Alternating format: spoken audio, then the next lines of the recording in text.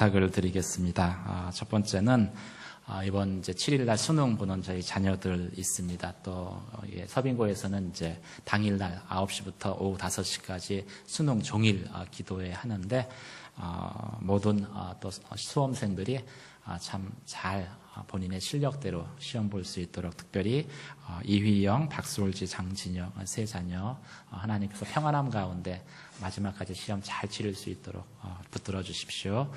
기도해 주시길 바랍니다. 오늘 2시에 있는 영성수련의 마지막 집회입니다. 그래서 집회 가운데 특별히 인상식 목사님을 통해서 우리의 마음에 또 회복이 일어나는 역사가 있게 하여 주시옵소서. 항상 이 서빙구에서 회복축제 이렇게 할 때 보면은 이제 저희는 영상으로만 참여를 해요. 집회인데 영상은 한계가 있거든요. 그래서 참 좋은 강사 모셨으면 좋겠다 그랬는데 진짜 좋은 분이 진짜 은혜로 저희 가운데 집회에 오셔서 말씀을 전해 주십니다. 예수전도에서 한 40년 사역을 하셨고 이제 국제 강사로 여러 선교지에서 말씀과 또 사역을 하시는 분입니다. 그 집회 가운데 은혜가 있도록 한번 같이 저희가 기도하도록 하겠습니다. 같이 기도하겠습니다. 할렐루야. 은혜와 사랑의 하나님 아버지 감사합니다. 좋은 날 기쁜 날 저희 가운데 주셔서 저희가 그리스도 안에서 새 피조물로 매일매일 믿음의 삶을 살게 하시니 감사드립니다. 주님, 증거하는 것은 저의 자녀들, 사랑하는 자녀들 휘영이, 솔지, 진혁이 함께하여 주셔서 아버지 하나님 그동안 잘 준비한 것들 실수 없이 써내려갈 수 있게 하시고 무엇보다도 그 마음을 평강의 평강으로 붙들어 주셔서 나와 함께 하시는 하나님에 대한 분명한 믿음의 확신과 고백이 자녀들 가운데 또 그 가정 가운데 있게 하여 주시옵소서. 좋은 컨디션으로 붙들어 주시고 아버지 하나님 영육간의 강건함으로 또 아버지 시험 치를 수 있도록 주님 은혜 더하여 주시옵소서. 오늘 2시에 있는 아버지 하나님 건강한 그리스도인의 마음이라는 주제로 아버지에 있는 아버지 하나님 영성수련의 아버지 하나님 가운데 함께하여 주셔서 강사 목사님을 통해서 저희 안에 상한 마음, 포로된 마음 아버지 하나님 가운데 참된 하나님의 아버지 하나님 성령의 은혜가 임하는 시간 되게 하여 주시며 하나님 내 마음이 하나님의 생명의 통로로 가정 가운데 일터 가운데 아버지 하나님 하나님의 은혜를 흘러보낼 수 있는 그러한 축복의 통로로 변화되는 시간 될 수 있도록 역사하여 주시옵소서. 말씀을 전하는 목사님 가운데 주의 성령의 기름 부음으로 함께하여 주시옵소서. 할렐루야. 은혜와 사랑의 하나님 아버지, 저희가 하나님의 은혜 통로가 되기를 원합니다. 저희의 자녀들이 하나님의 아버지 하나님 믿음의 증거들이 되기를 원합니다. 이번 수능 시험 치르는 자녀들을 붙들어 주시옵소서. 또 오늘 드려지는 2시 예배 가운데 집회 가운데 하나님 성령의 감동이 머물고 또 우리의 마음이 치유되어서 생명의 통로로 쓰임받는 삶으로 변화되게 하여 주시옵소서. 목사님 저 아버지 그 입술 가운데 주의 말씀과 성령의 기름 부음으로 함께하여 주시옵소서. 그렇게 행하실 주님의 이름을 높여드리며 예수님 이름으로 기도드립니다. 아멘. 한번 옆에 분들 이렇게 인사하시면 좋겠습니다. 은혜의 통로가 되십시오. 이렇게 한번 인사를 해주시죠.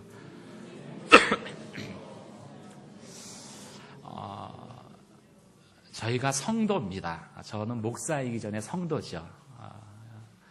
여러분도 성도예요. 근데 이 성도가 성령 충만하면은요 은혜를 나눠줍니다. 아무리 성도라도 상처가 많으면은 은혜가 아니라 고통을 나눠주게 되죠. 그런 관점에서 오늘 다윗과 무비보셋의 이 스토리는요 참 감동적인 이야기입니다. 왜냐하면 이 하나님께 받은 은혜를 다윗이 무비보셋에게 나눠주고요. 사실 고통을 나눠줄 수도 있었습니다. 무비보셋에게 나눠주고 이 무비보셋은 그것을 통해서 우리에게 임한 하나님의 은혜가 어떠한 것인가를 저희에게 너무나 잘 보여주기 때문인 것이죠. 무비보셋은 이 몰락한 사울 왕과의 비극적인 이야기 속에서 성경에 등장합니다. 이 블레셋과의 그 마지막 전투, 이제 마지막 전투에서 이 사울 왕과 그리고 그의 아들들이 이 블레셋과 싸우기 위해서 출정했습니다. 이길 수 없는 싸움인 것은 알고 있었지만 막상 이 싸움의 결과는 너무나 참혹했죠. 이스라엘은 전쟁에 대패했고요. 군대는 완전히 몰살당했고 사울 왕과 아들들은 모두 전사하게 됐습니다. 그리고 이제 블레셋 군대는요, 의기양양해가지고서 밀물듯이 예루살렘을 향해서 밀려 들어오기 시작합니다. 성에는 큰 소동이 일어나죠. 블레셋이 온댄다. 그래서 마치 이 개미집에서 개미가 빠져나가는 것처럼 서둘러서 혼비백산해가지고 예루살렘을 빠져나가기 시작합니다. 막 이리 뛰고 저리 뛰고 여기저기서 아우성 소리가 들리는 가운데 적군을 피해서 이렇게 도망가던 그 중에 갑자기 어린아이의 비명소리가 들리는 거예요. 으악 하는 소리가 들립니다. 유일하게 살아남은 사울의 손자 무비보셋이 지른 소리였죠. 비명이었습니다. 유모가 이 무비보셋을 안고서 서둘러 도망가다가 발을 헛디뎠어요. 돌 위에 넘어졌습니다. 그런데 그 무비보셋이 그 밑에 깔려버린 거예요. 다리가 짓이겨집니다. 다리가 부러지고 짓이겨지죠. 아이가 너무 아파서 비명을 지른 것이죠. 그런데 여유가 없어요. 부러진 뼈를 다시 맞출 여유가 없습니다. 그래서 그 우는 무비보셋을 데리고 유모는 다른 사람들의 눈길이 미치지 않는 외딴 곳으로 피난을 가게 됩니다. 그 후 무비보셋은 절름발이로 성장합니다. 그리고 사람들의 시선이 머물지 않는, 사람들의 시선이 집중되지 않는 진짜 외딴 곳, 구석, 미천한 곳에서 가난하게 절름발이로 삶을 시작하게 되죠. 그런데 그 무비보셋이요, 사울의 손자입니다. 요나단의 아들이죠. 세월이 흘러갑니다. 그리고 다윗이 이스라엘의 왕이 되죠. 다윗을 통해서 이스라엘은 점점 강성해집니다. 그때 다윗이 사울의 손자를 찾는 거예요. 1절에서 4절까지 말씀을 한번 같이 읽도록 하겠습니다. 1절에서 4절까지 말씀입니다. 시작.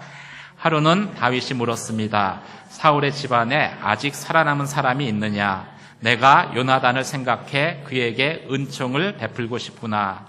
마침 사울 집안에서 일하던 시바라는 종이 있어서 그를 불러 다윗 앞에 서게 했습니다. 왕이 그에게 말했습니다. 내가 시바냐? 그가 대답했습니다. 예, 왕의 종입니다. 왕이 다시 물었습니다. 사울의 집안에 살아남은 사람이 없느냐? 내가 하나님의 은총을 베풀려고 한다. 그러자 시바가 왕께 대답했습니다. 요나단의 아들이 아직 살아있기는 한데 다리를 절뚝입니다. 왕이 물었습니다. 그가 어디 있느냐? 시바가 대답했습니다. 지금 로드발 암미엘의 아들 마길의 집에 있습니다. 다윗은요, 이 성공한 후에도 은혜를 기억하는 사람이었습니다. 성공한 후에도 은혜를 기억했습니다. 성공한 후에도 라는 말이 중요합니다.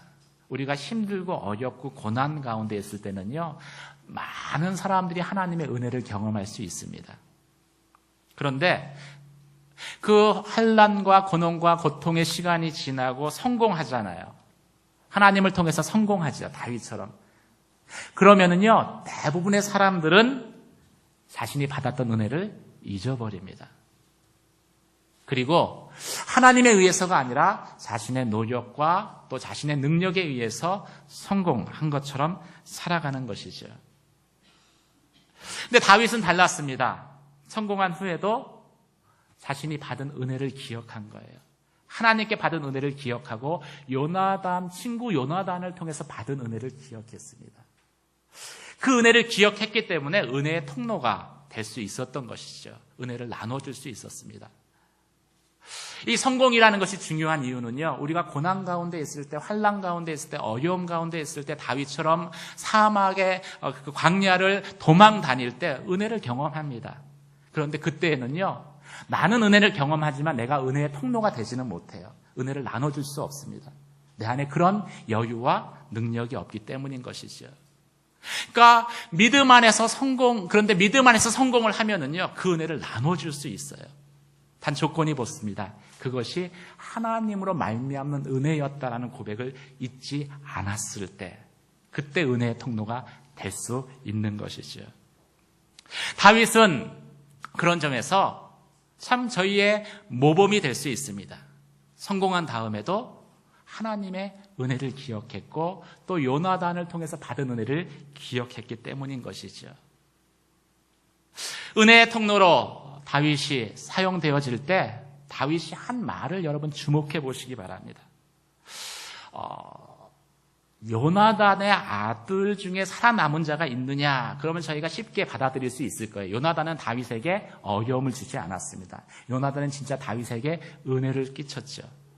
그런데 오늘 은혜의 통로가 되기로 작정하면서 다윗이 뭐라고 이야기를 하냐면요, 사울의 아들 중에, 사울의 자손 중에 남은 자가 있느냐라고 물어보는 거예요. 여러분, 은혜라는 것은 어떤 것입니까? 은혜는요, 우리가 예수님께 받은 은혜를 생각하시면 돼요. 은혜라는 건 받을 자격이 없음에도 불구하고 무조건적으로 주는 것이 은혜입니다. 그런 관점에서 볼 때 다윗이 사울의 자손을 찾은 것은요, 자신이 은혜의 통로가 되기를 원했다라는 것을 저희가 확인할 수 있는 거예요. 근데 여러분, 사울의 자손이라고 할 때는요, 이 다윗에게는요, 여러 가지 기억들이 떠올랐을 것입니다.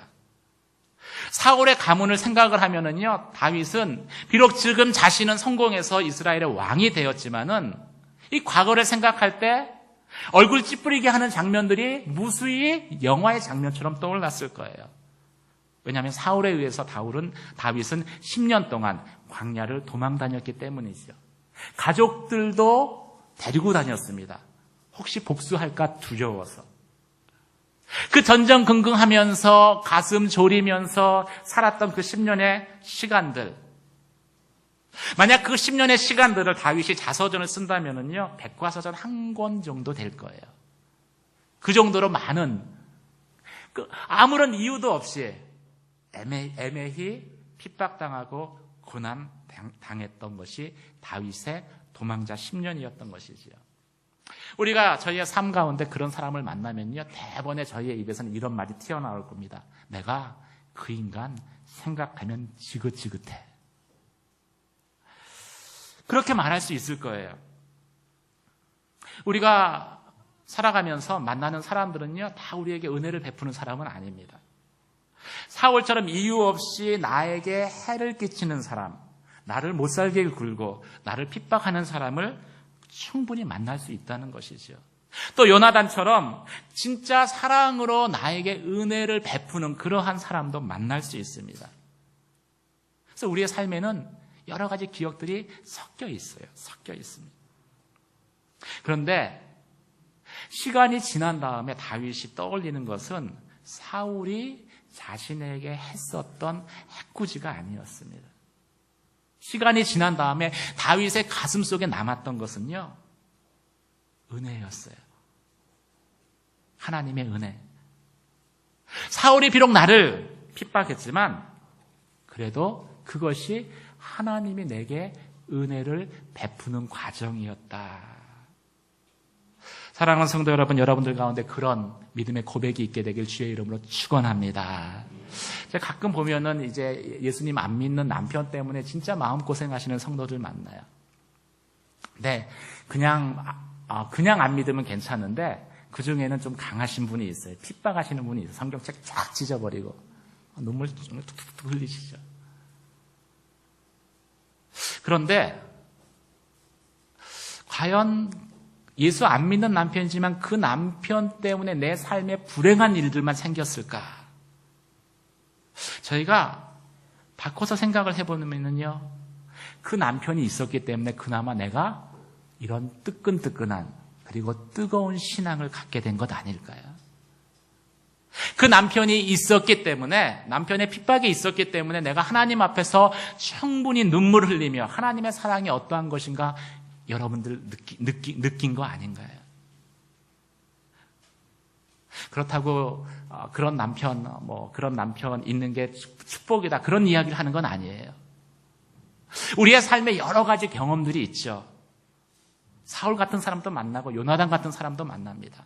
하지만 그 가운데에서 은혜를 발견할 수 있는 사람, 그것이 은혜를 이루는 과정이었다고 고백하는 사람이 하나님의 은혜의 통로로 쓰임받을 수 있다라는 것이지요. 사랑하는 성도 여러분, 그러한 은혜의 통로가 되시기를 주의 이름으로 축원합니다. 우리의 삶에는요, 좋은 일, 나쁜 일 다 같이 옵니다. 예수 잘 믿는다고 진짜 차가 부딪혔는데 내 몸은 멀쩡하고 차가 찌그러드는 그런 일들은 일어나지 않아요. 하지만 그 다친 것을 통해서도 내가 하나님께 가까이 나간다면은 그것이 하나님이 내게 은혜를 주시는 통로였습니다. 다친 것도 은혜입니다. 사업이 잘 되다가 어려울 때 있잖아요. 잘 될 때는 은혜고 어려울 때는 그럼 뭐 재앙입니까? 아니요. 어려워도 이것이 하나님이 내게 은혜를 이루시는 과정입니다. 그래서 여러분의 가슴 가운데 삶을 결산했을 때 은혜라는 단어만 남는 저와 여러분 되시기를 주님의 이름으로 축원합니다. 그럴 때 우리가 은혜를 나눠줄 수 있는 거예요. 내 안에 은혜가 있을 때 나눠줄 수 있는 것입니다. 다윗은 자신의 삶에 임했던 하나님의 은혜를 나누기를 원했습니다. 그래서 무비보셋을 불러오죠. 5절에서 8절까지 말씀을 한번 같이 읽도록 하겠습니다. 같이 읽겠습니다. 시작. 그리하여 다윗 왕은 사람을 보내 노드밧 암미엘의 아들 마길의 집에서 그를 데려오게 했습니다. 사울의 손자이며 요나단의 아들인 다윗에게 와서 엎드려 절했습니다. 다윗이 말했습니다. 무비보셋아. 그가 대답했습니다. 왕의 종입니다. 다윗이 그에게 말했습니다. 두려워하지 말라. 내가 내 아버지 요나단을 생각해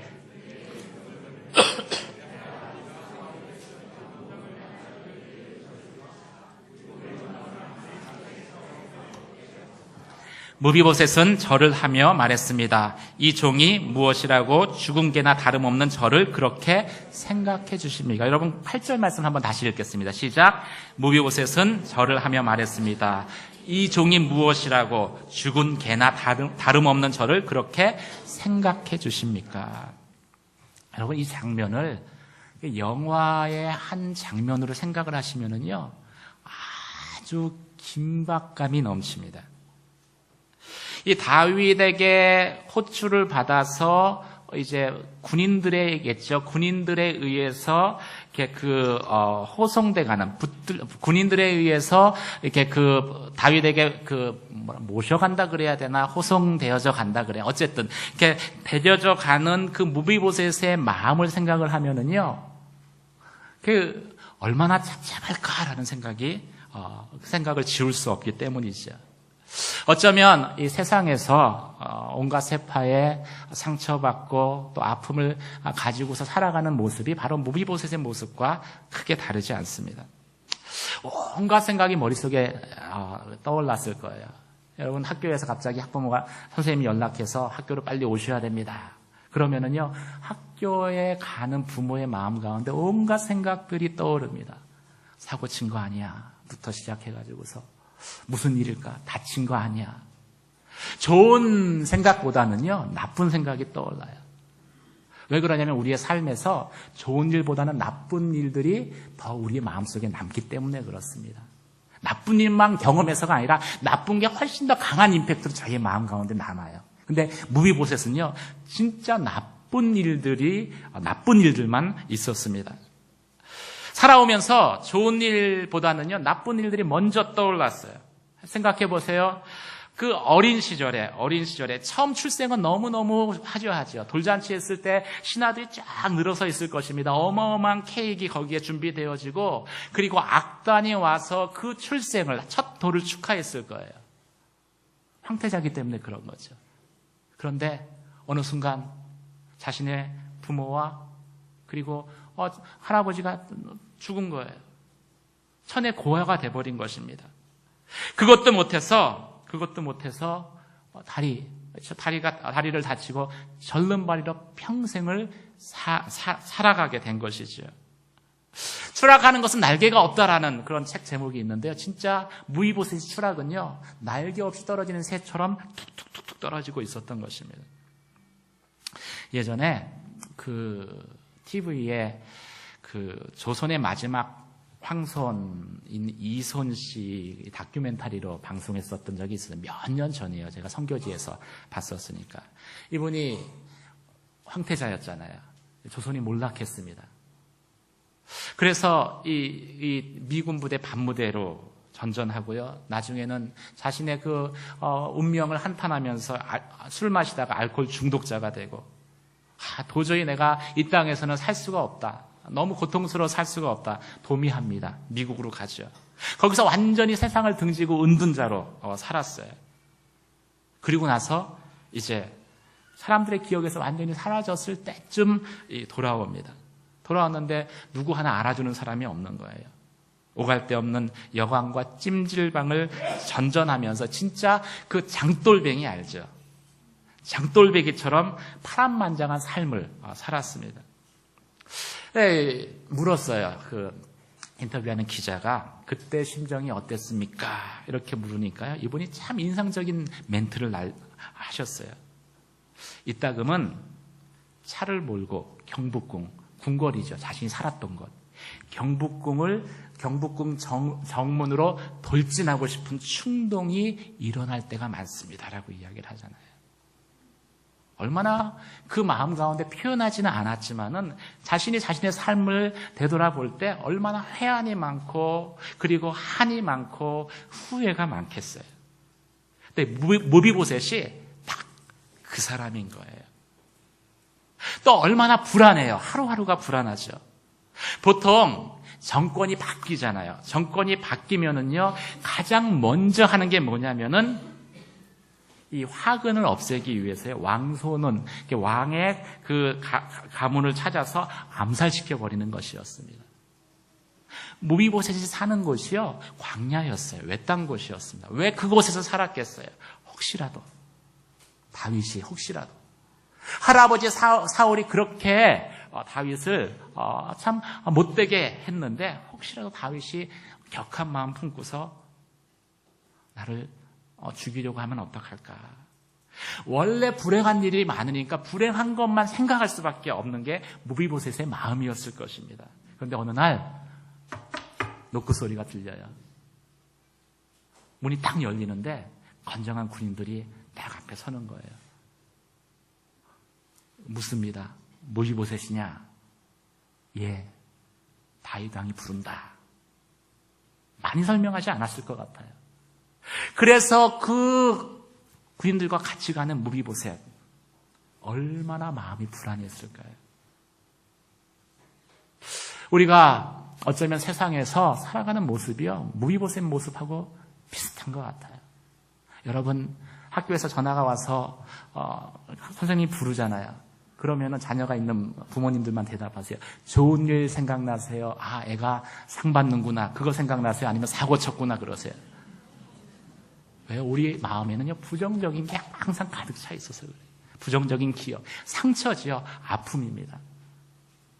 그렇기 때문에 스스로가 행복하지 않아요. 행복할 수가 없는 거죠. 불안합니다, 항상.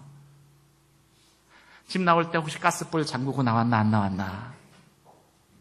괜히 갑자기 그게 떠오르면 불안하잖아요. 우리의 삶이 그렇게 불안한 거예요.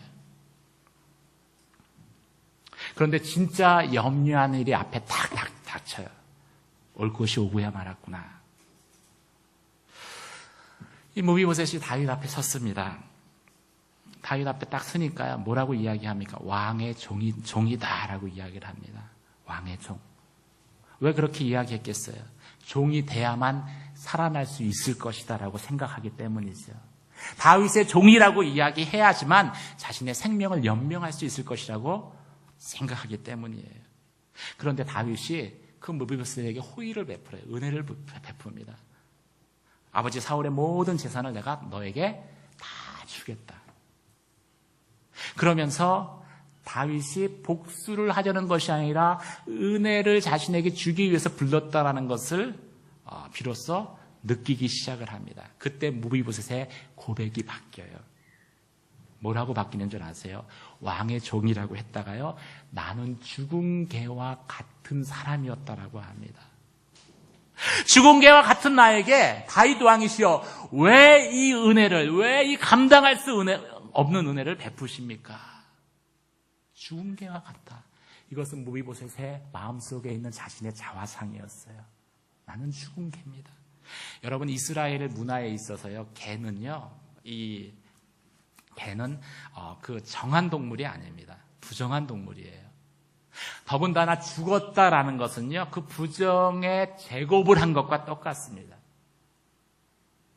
나는 그런 부정한, 불결하고 부정한 그러한 존재인데, 그래서 은혜라는 것을 도무지 받을 자격이 없는 그러한 존재인데, 나에게 왜 이런 은혜를 베푸시는 것입니까?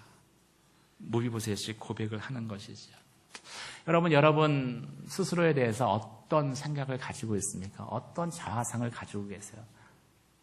무비보셋은요, 이 죽은 개라고 이야기를 했었습니다. 그건요, 진짜 세상에서 개 취급 당한 거예요.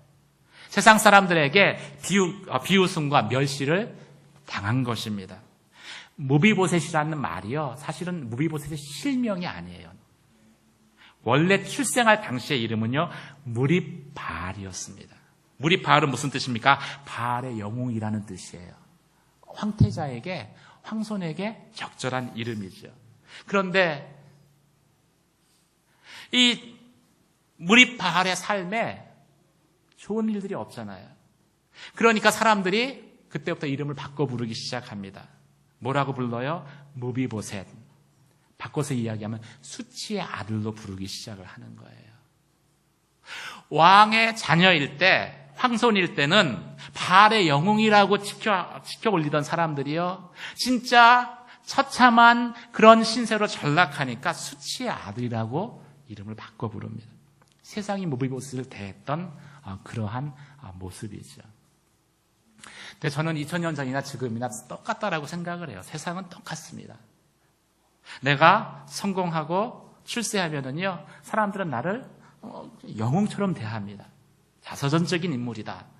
그런데 내 인생이 밑바닥으로 치닫으면요, 그때부터 이름을 바꾸는 거예요. 수치의 아들이다. 우리가 예수 믿어도요, 사람들은 그렇게 대합니다.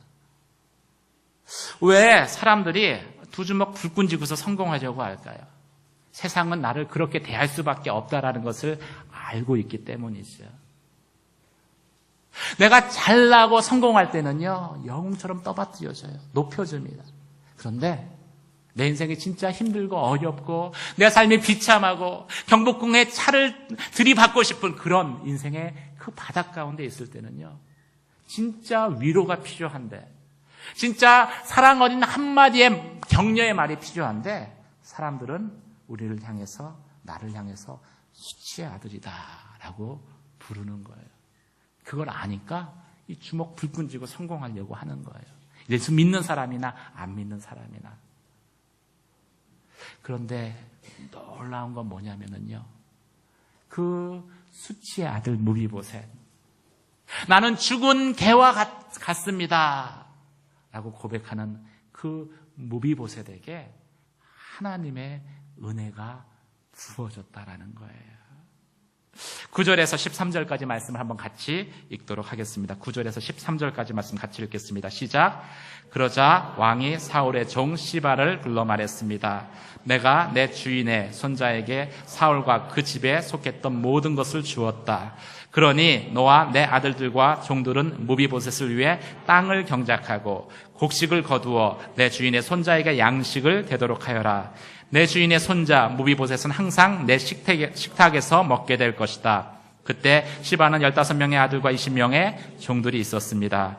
그러자 시바가 왕께 말했습니다. 당신의 종은 무엇이든 내 주 왕께서 종에게 명령하신 대로 하겠습니다.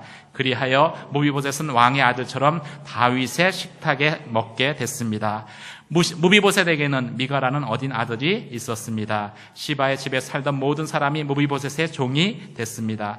무비보셋은 항상 왕의 식탁에서 먹었기 때문에 예루살렘에서 살았습니다. 그는 2다리를 절었습니다. 13절 말씀이 얼마나 인상적입니까?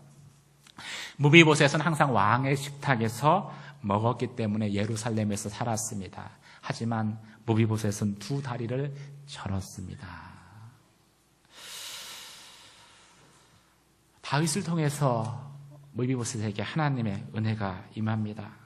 내가 잃어버린 모든 것 내가 다 다시 복원시켜 주겠다. 할아버지의 궁전, 집, 농장, 또 거기서 나오는 모든 소산물 이제 다 내게 돌아가게 하겠다.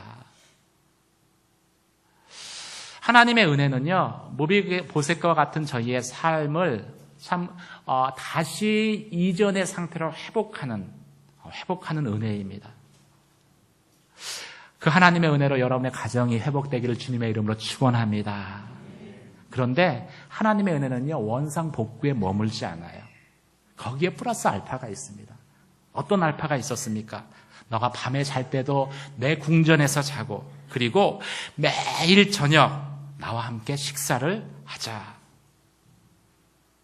내가 내 식탁에 너를 초대한다. 그 식탁은요, 다윗과 그 자녀들이 모여서 식사하는 자리였습니다. 그 무비보셋을 다윗이 자신의 자녀들과 한 상에서 밥을 먹게끔 한 거예요. 여러분, 커다란 식탁이 이렇게 다윗성에 있습니다. 식탁보가 놓여졌고 음식이 갖가지 산의 진미 음식들이 거기에 다 이게 준비가 됐어요. 식사 시간이 되니까요, 땡 하고 울리니까 다윗의 자녀들이 들어옵니다. 여러분, 이 암논, 눈치 빠릅니다. 장남이. 눈치 빠른 암논이 싹 들어오고요. 그 압살롬은 진짜 잘생겼어요. 장동건 이상입니다.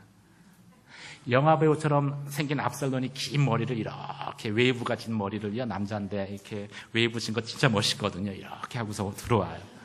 딱 앉습니다. 그리고 솔로몬, 오늘 일부 설교 들으니까 이재영 목사님 아주 재밌게 수능 만점 맞았습니다. 솔로몬이 아주 의기양양해가지고 딱 식탁에 앉는 거예요. 그리고 이제 다윗이 딱 들어오니까요, 다 기립합니다. 일어나시죠. 왕을 맡기 위해서. 그리고서 이제 딱 다윗이 앉으니까 다 같이 앉아요. 그리고 이제 음식에 딱 손을 대려는데 다윗이 그러는 거예요. 잠깐 멈춰라. 아직 안 온 사람이 있다. 예, 식사하려는 순간 딱 멈춰서고서 귀를 쫑긋 세우죠. 근데 거기서 소리가 들리는 거예요. 멀리서 이런 소리가 들리는 거예요. 절름발이었던 무비보셋이 절뚝절뚝거리면서, 소리가 나잖아요. 절뚝거리니까. 들어오는 소리입니다. 무비보셋이 이윽고 들어와서 그 불편한 다리를 참 의자에 앉히고 식탁에 앉았을 때야 식사가 시작되었습니다. 여러분, 이게 은혜인 거예요. 무비보셋과 같은, 나는 죽은 개 같은 그런 삶을 살아왔는데, 나는 핸디캡이 있어서 참 수치의 아들이라고 불려지는 그런 삶을 살았는데, 내가 나의 지나온 삶을 쭉 되돌아볼 때 좋은 기억보다는 나쁜 기억들이 떠오르는 그런 삶을 살았는데, 그래서 하루하루가 불안하고 염려하고 근심하는 그런 삶을 살았는데, 어느 날 주님이 우리에게 찾아오셔서 우리를 회복시켜 주셨어요. 더 이상 수치의 아들이 아니라고 말씀하셨어요. 너는 내 아들이라고 말씀하시고, 내가 너를 이전과 같이 회복시켜 줄 것이라고, 내 가정을 회복시켜 주고, 무너져버린 자녀들, 떠나버린 자녀들이 돌아오게 할 것이고, 그리고 탕진해버린 재산을 다시 원상복구시키고, 내가 너를 그렇게 회복할 것이라고 말씀해 주십니다. 그것도 감당할 수 없는데 주님이 계속 말씀하세요. 이제 너는 내 자녀다. 너는 이제 더 이상 무비보셋, 수치의 아들이 아니라 왕의 자녀다. 왕의 식탁에 내가 너를 초대하니 나와 함께 먹고 마시자. 말씀해 주십니다. 이게 은혜예요.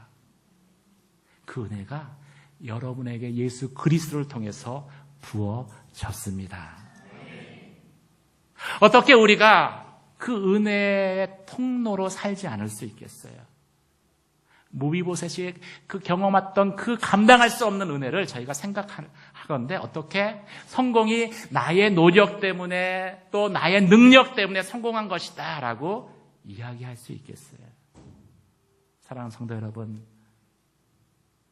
여러분의 삶에 어떤 질곡이 있었는지 저는 알지 못하지만 여러분의 인생을 결산할 때 항상 은혜가 떠오르는 저와 여러분 되시길 주님의 이름으로 축원합니다. 그리고 다윗처럼 은혜의 통로로 사세요. 은혜를 나눠주세요.